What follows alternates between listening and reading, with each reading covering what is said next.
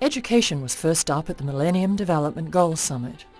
At an event organised by the Global Campaign for Education, a 12-year-old girl from Soweto made a simple request. Please help. As politicians, you have had an opportunity to go to school. Now you are here and meeting at the UN. Please make sure that 69 million children get the chance to go to school. Her Majesty Queen Rania of Jordan appealed to governments to make investing in education in the developing world a priority. Education doesn't just beat poverty, it beats disease, it beats inequality. And for girls, education is nothing less than a lifesaver from stigmatism, insecurity, and violence. It's the issue that cuts across all others. She was echoed by the former Prime Minister of the United Kingdom, Gordon Brown. I am angry about the waste of opportunity and potential in education in so many parts of our world today. But I am inspired by so many people who want to make possible in our generation, for the first time, the right of everyone to be able to go to school.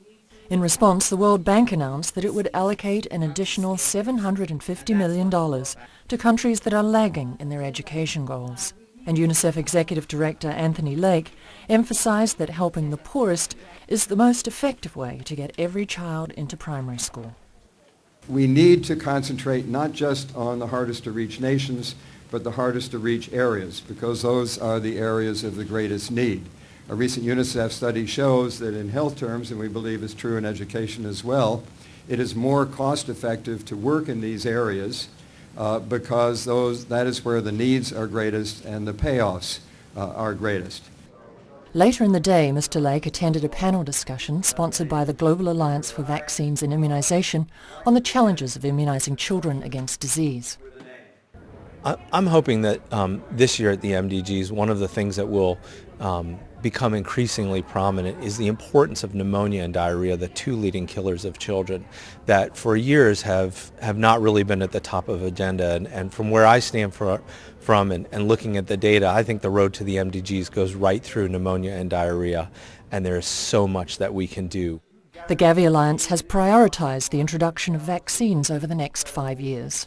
We're really working on child mortality and to some extent maternal mortality. As you know, maternal mortality is a long way off track, and child mortality we need to do a lot more in some of the poorest countries. UNICEF is using community-based low-cost programs such as oral rehydration, antibiotics and micronutrients to attack these diseases. This is Chris Niles reporting for UNICEF Television.